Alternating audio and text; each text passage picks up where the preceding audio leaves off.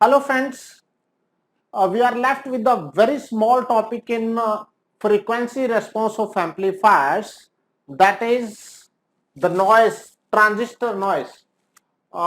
If you remember or if you know, when there is no input applied to an amplifier, still we get some output, and there are different regions. One simple example is, suppose in transistor you are not tuning the transistor to any channel, but still you get some noise, especially in old type of transistors which were based on amplitude modulation, not FM based transistors where noise is comparatively less. When your transistor is having zero input, when means that is not tuned to any channel, still we used to get some hissing type of noise, sort of crackle type of noise. So that hissing type of noise is the output of an amplifier when there is no input. So that noise is caused by different factors, that is the transistor noise. Similarly, in case of televisions, if you see the old televisions, when there is when television is not tuned to any channel, we used to see the snow type of output on the screen, on the screen of the television, on the monitor of the television, you can say. That was again a noise called snow. That noise was called snow. Nowadays you don't have that type of issue with the digital technologies available, where noise is reduced to very large extent. But when you have analog type of systems based on transistors and all, we have different types of noises. So in a transistor we'll be talking about these four type of noises. But before I proceed with the discussion on noises, remember this topic is important only for engineering services prelims. There can be, and there have been, in fact, there have been in questions from this topic in engineering services. There is a rare possibility of questions directly based on noise from this particular topic in GATE exam. Fine. So I say you have to prepare this for engineering services exam. First noise I'll be talking about the thermal noise. The thermal noise is sometimes called Johnson noise, and that is also known as white noise. What is the thermal noise? What is the Johnson noise? In any BJT we have three layers: base, then emitter and collector. Every stage, especially base stage, has high resistance, and that offers some noise. Why?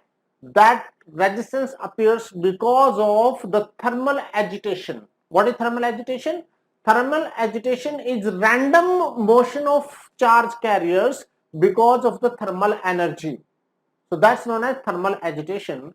That random motion of the charge carriers result into induction of a small voltage, which is known as thermal noise. So thermal noise is caused by the thermal agitation, you can say. The random thermal agitation is what? Random motion of charge carriers. So the thermal noise or Johnson noise or white noise is because of the thermal agitation of charge carriers. So that small voltage caused by the thermal agitation is known as noise voltage, and mathematically that is given by 4K into, that is, temperature, resistance and bandwidth. 4KT, capital T, R into B, where remember K is Boltzmann constant, T is the temperature. I'll say, I can simply write K is Boltzmann constant. Fine. Then T is temperature, but remember that is temperature in Kelvin. So then R is resistance. This R is resistance of the layer. If you talk about thermal noise in collector region, resistance of the collector region. If you talk about thermal noise in the base region, that then it comes out, it is the resistance of the base region, and similarly that is the resistance of emitter in case of emitter noise. So any layer which is offering resistance will be causing that small noise voltage, and that will be giving me this noise, that is thermal or Johnson noise. Similarly, any resistor which is connected at any stage of the amplifier, that will be giving me noise. So if you have a resistance connected at the input of an amplifier, there will be voltage induced across that resistance, and that noise will be amplified and will be amplified version at the output. Fine. So, and what is B? B is bandwidth. B is bandwidth. This is important for electronics engineers, for engineering services prelims especially. Why? Because there can be a question based on this formula, especially in communication engineering. The electronics engineers study noise in communication engineering also, because we deal with the different frequencies and amplifiers in communication. So this is important formula for communication engineering. Fine. So there are a lot of questions based on this. Now, how can I reduce this thermal noise? Thermal noise can be reduced. K is Boltzmann constant, so there is no question of change in value of this constant. So thermal noise can be reduced by reducing the temperature, or can be reduced by reducing the resistance, or can be reduced by reducing the bandwidth. So these are the different factors which are determining the noise voltage caused by thermal noise. Fine. Remember, the thermal noise gives a constant power per unit bandwidth. That's known as spectral density. Those who are electronics engineers, they deal with communication. There they talk about spectral density. The spectral density of white noise, this is spectral density, which is nothing but power per unit bandwidth. Power per unit bandwidth. The power per unit bandwidth or spectral density of white noise is always constant. That does not vary with frequency. So because of which the noise which has constant spectral density or constant power per unit bandwidth, which is independent of frequency, is known as white noise. So thermal noise or Johnson noise is an example of white noise because it has constant spectral density per unit, or constant spectral density, or that is power per unit bandwidth. Fine. So I hope you will remember these points. There can be objective type question based on these points, whatever I discussed. Fine. Then the second type of noise is nothing but, that is short noise. So in case of short noise, again that is associated with BJT. We are talking about the noise associated with BJT only at present. Of course, there can be different sources of noise in communication systems, but here we are specifically talking about noises in BJT. Fine. Short noise.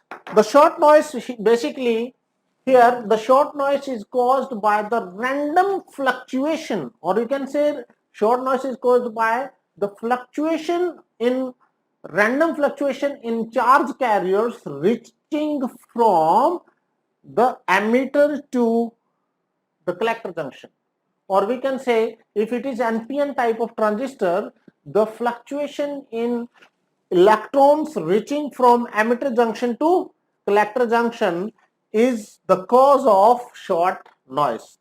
So I'll repeat, that is basically the fluctuation in minority carriers flowing through base from emitter to collector junction. What are the minority carriers in base? If you have NPN transistor, in case of NPN transistor, this is N, this is P, this is N. So electrons will be coming from here to here, this side. So in base region, these are minority carriers. So random fluctuation of minority carriers, that is electrons reaching at collector junction from emitter, is the cause of short noise.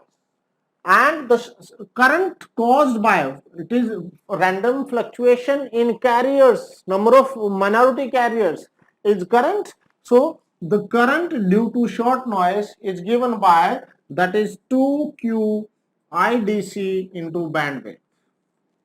This is the expression caused by short noise, that is current of short noise, where Q is the charge of the carrier, IDC is the biasing current, B is the bandwidth. I repeat, B is bandwidth, right? IDC is DC current or DC bias current, you can say, and Q is the charge. So I hope you will remember that. So short noise is basically caused by what? Random fluctuation of the magnetic carriers reaching at collector junction from emitter junction through the base region, of course. Fine. So this is yours. And how can we reduce? By reducing the bandwidth, by reducing the biasing current. And suppose this current passes through the load, then voltage caused by voltage coming across the output resistance due to this current is nothing but, that is the current which will be reaching on the collector side, that will be passing through the load resistance which is connected at the collector.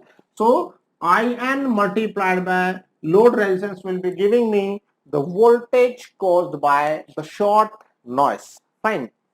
Voltage appearing across the load caused by short noise. Fine.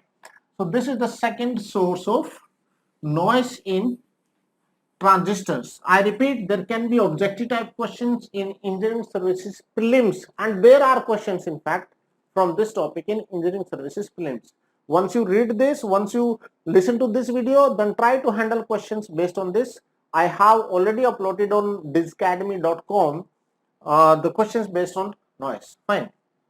So then we have transit time or transistor noise. What is the transit time or transistor noise? At very high frequencies, what happens? The time period of a wave, what is the time period? The time period of a wave is very small, and when you have base to collector region, this is NPN, so electrons coming from this side to this side will be taking some time. So when this transit time, the time required for reaching the collector junction from emitter junction, so time required to cross the base region is transit time. When the time period of this wave becomes of order of transit time of the minority carriers, then that noise comes into effect, and that fluctuation in these minority carriers crossing the junction, emitter junction and collector junction, or you can say random fluctuation in carriers crossing the emitter junction and collector junction, is the main cause of short noise, or you can say fluctuation in the carriers reaching at collector junction. Fine. And or crossing the collector junction and emitter junction is the main cause of short noise. Fine. So try to remember this. I'm not short noise, I'm sorry, that is transit time noise. Transit time noise is basically observed at very high frequencies when the time period of the wave becomes of order of transit time of the minority carriers. So I hope you will remember that. So indirectly we can say this is because of the random recombination of electrons and holes in the base region. Fine. Then we have last one, that is flicker noise. Flicker noise. Fine. The flicker noise basically is observed at low frequencies. Source of flicker noise is not very clearly known, but it is observed at low frequencies and it is inversely proportional to frequency. Flicker noise is observed at low frequencies. Fine. It is inversely proportional to frequency, but directly proportional to temperature and the biasing current, you can say. So it is proportional to the emitter current rather than saying simply biasing current. It is directly proportional to emitter current and temperature and inversely proportional to frequency, and it's basically, the source is not very clearly known, but this is, you can say, it is thought to be caused by the recombination of charge carriers on the surface. Fine. I repeat, it is thought to be caused by the recombination of charge carriers on the surface. It is inversely proportional to frequency, directly proportional to emitter current or temperature. So this is your flicker. So I hope all the noises are clear. Now there is another small topic associated with this, that is known as noise figure. Noise figure. Noise figure is again associated with your noise figure. Fine. Noise figure is nothing but it is the ratio of signal to noise ratio at input of the amplifier to signal to noise ratio at output of the amplifier. I repeat, S stands for signal power, N stands for noise power. Signal to noise power ratio at input, signal power to noise power at input, that ratio divided by signal power to the noise power at the output. That ratio is known as noise figure. Fine. It is basically indicating of the quality of the, quality of device, you can say, which is discussed in detail in case of communication receivers, transmitters, and so on. Fine. But for your electronic devices as BJT, these four type of noises are important. So I hope you understood the noise. Try to remember it. It is important for engineering services prelims exam. So this is all about this chapter, that is frequency response of amplifiers. Now we will be starting with the next topic in the next video. Thank you very much for watching the video.